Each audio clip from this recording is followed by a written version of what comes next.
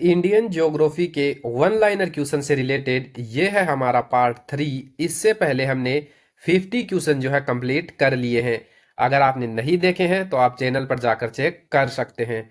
तो चलिए स्टार्ट करते हैं आज का अपना ये वीडियो। क्वेश्चन नंबर 51, भारत की समुद्री तट रेखा की कुल लंबाई कितनी है? तो इसका जवाब हो जाएगा 7516 किलोमीटर। कि भारत की जो समुद्री तट रेखा है उसकी कुल लंबाई 7516 किलोमीटर है। इसके बाद में है क्वेश्चन नंबर 52, भारत की मुख्य भूमि की तट रेखा कितनी है? अगर आपसे भारत की मुख्य भूमि की तट रेखा की लंबाई पूछे तो इसका जवाब हो जाएगा 6100 किलोमीटर। अगर संपूर्ण भारत की पूछे तो 7516 किलोमीटर। दोनों फैक्ट ध्यान में रखने हैं। इसके बाद में क्वेश्चन नंबर 53, भारत के तटीय राज्यों की कुल संख्या कितनी है? कि ऐसे भारत के कितने राज्य हैं जो तटीय सीमा बनाते हैं? तो इसका जवाब हो जाएगा 9 राज्य। 9 राज्य जो है भारत के तटीय सीमा बनाते हैं। इसके बाद में है क्वेश्चन नंबर 54, भारत के किन दो केंद्र शासित प्रदेशों की तटरेखा है? कि भारत के ऐसे दो कौन से केंद्र शासित प्रदेश है जिनकी तटरेखा है? तो इसका जवाब हो जाएगा पुडुचेरी और अंडमान निकोबार। कौन से दो केंद्र शासित प्रदेश है? पुडुचेरी और अंडमान निकोबार। इसके बाद में है क्वेश्चन नंबर 55, भारत का सबसे लंबा तटीय राज्य कौन सा है? कि ऐसा राज्य कौन सा है भारत का जो सबसे लंबी तटीय सीमा बनाता है? तो इसका जवाब हो जाएगा गुजरात। गुजरात जो है सबसे लंबी तटीय सीमा बनाता है। इसके बाद में क्वेश्चन नंबर 56, भारत का सबसे छोटा तटीय राज्य कौन सा है? कि ऐसा राज्य कौन सा है जो सबसे छोटी तटीय सीमा बनाता है? तो इसका जवाब क्या हो जाएगा? गोवा। इसके बाद में क्वेश्चन नंबर 57, भारत के पूर्वी तट को क्या कहा जाता है? कि भारत का जो पूर्वी तट है उसे क्या कहा जाता है? तो इसका जवाब हो जाएगा कोरोमंडल तट। भारत के पूर्वी तट को क्या कहते हैं? कोरोमंडल तट। इसके बाद में है क्वेश्चन नंबर 58, भारत के पश्चिमी तट को क्या कहा जाता है? तो इसका जवाब हो जाएगा कोंकण तट और मालाबार तट। भारत का जो पश्चिमी तट है उसको क्या बोला जाता है? कोंकण तट और मालाबार तट। और जो पूर्वी तट है उसको बोला जाता है कोरोमंडल तट। इसके बाद में क्वेश्चन नंबर 59, भारत का सबसे बड़ा द्वीप कौन सा है? तो इसका जवाब क्या हो जाएगा? मध्य अंडमान। कि भारत का जो सबसे बड़ा द्वीप है वो मध्य अंडमान है। इसके बाद में है क्वेश्चन नंबर 60, भारत का सबसे दक्षिणी बिंदु कौन सा है? तो भारत का सबसे दक्षिणी बिंदु जो है इंदिरा पॉइंट है। भारत का सबसे दक्षिणी बिंदु कौन सा है? इंदिरा पॉइंट। अगर मुख्य भूमि का दक्षिणी बिंदु पूछे तो वो हो जाएगा केप कोमोरिन या फिर कन्याकुमारी जो तमिलनाडु में है। इसके बाद में क्वेश्चन नंबर 61, इंदिरा पॉइंट किस द्वीप पर स्थित है? तो इसका जवाब हो जाएगा ग्रेट निकोबार पर। कि जो इंदिरा पॉइंट है वो कौन से द्वीप पर स्थित है? तो जवाब हो जाएगा ग्रेट निकोबार पर। इसके बाद में है क्वेश्चन नंबर 62, भारत के कितने द्वीप है?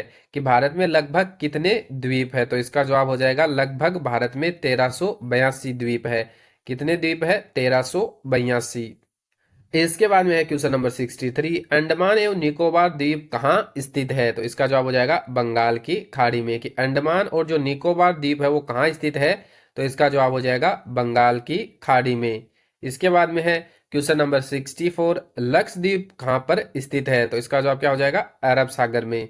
लक्षद्वीप जो है वो कहाँ स्थित है? तो कहाँ, इसका जवाब क्या हो जाएगा? अरब सागर में। इसके बाद में क्वेश्चन नंबर 65, लक्षद्वीप द्वीप समूह का सबसे बड़ा द्वीप कौन सा है? कि जो लक्षद्वीप द्वीप समूह है उसका सबसे बड़ा द्वीप समूह जो है वो कौन सा है? तो इसका जवाब हो जाएगा मिनिकॉय। कौन सा द्वीप सबसे बड़ा है लक्षद्वीप का? तो मिनिकॉय। इसके बाद में क्वेश्चन नंबर 66, भारत की समुद्री सीमा को क्या कहते हैं? कि जो भारत की समुद्री सीमा है उसको क्या कहते हैं? तो इसका जवाब हो जाएगा आर्थिक अनन्य क्षेत्र। अगर इंग्लिश में देखें तो एक्सक्लूसिव इकोनॉमिक जोन, अगर शॉर्ट में देखें ईईजेड। तो भारत की जो समुद्री सीमा है उसको ईईजेड कहा जाता है। इसके बाद में क्वेश्चन नंबर 67, भारत का ईईजेड क्षेत्रफल कितना है?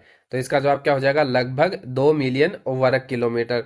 कितना है? लगभग 2 मिलियन वर्ग किलोमीटर। इसके बाद में है क्वेश्चन नंबर 68, भारत में तटीय क्षेत्रीय जल की सीमा कितनी है? तो इसका जवाब हो जाएगा 12 समुद्री मील। कि भारत में जो तटीय क्षेत्रीय जल है उसकी सीमा कितनी है? 12 समुद्री मील। इसके बाद में क्वेश्चन नंबर 69, भारत में समुद्री आर्थिक क्षेत्र की सीमा कितनी है? कि भारत में जो समुद्री आर्थिक क्षेत्र है उसकी सीमा कितनी है? तो जवाब हो जाएगा 200 समुद्री मील। तो ये सारी चीजें जो है ध्यान में रखनी है। इसके बाद में है क्वेश्चन नंबर 70, पंकज द्वीप समूह कहाँ स्थित है? तो जो पंकज द्वीप समूह है वो निकोबार समूह में स्थित है। पंकज द्वीप समूह कहाँ स्थित है? निकोबार द्वीप समूह में। इसके बाद में है क्वेश्चन नंबर 71, भारत के किस तट पर डेल्टा अधिक विकसित है? कि भारत का कौन सा तट है जिस पर डेल्टा अधिक विकसित है? तो जवाब हो जाएगा पूर्वी तट पर। पूर्वी तट पर जो है डेल्टा अधिक विकसित है। इसके बाद में है क्वेश्चन नंबर 72, सुंदरबन डेल्टा किस नदी पर बनाया गया है? तो इसका जवाब हो जाएगा गंगा और ब्रह्मपुत्र पर। कि जो सुंदरबन डेल्टा है वो कौन सी नदी पर बनाया गया है? तो जवाब क्या हो जाएगा? गंगा और ब्रह्मपुत्र पर। इसके बाद में क्वेश्चन नंबर 73, किस द्वीप को काला पानी के नाम से भी जाना जाता है? तो इसका जवाब हो जाएगा सेलुलर जेल, जो कहाँ पे है? अंडमान द्वीप समूह पे। कौन सी जेल को माना जाता है? सेलुलर जेल को जो है काला पानी के नाम से भी जाना जाता है। इसके बाद में है क्वेश्चन नंबर 74, अंडमान और निकोबार द्वीपों के बीच कौन सा जल डमरू मध्य है? कि जो अंडमान और निकोबार द्वीप समूह है इन दोनों के बीच कौन सा जल डमरू मध्य है? तो इसका जवाब हो जाएगा 10 डिग्री चैनल। कौन सा? 10 डिग्री चैनल।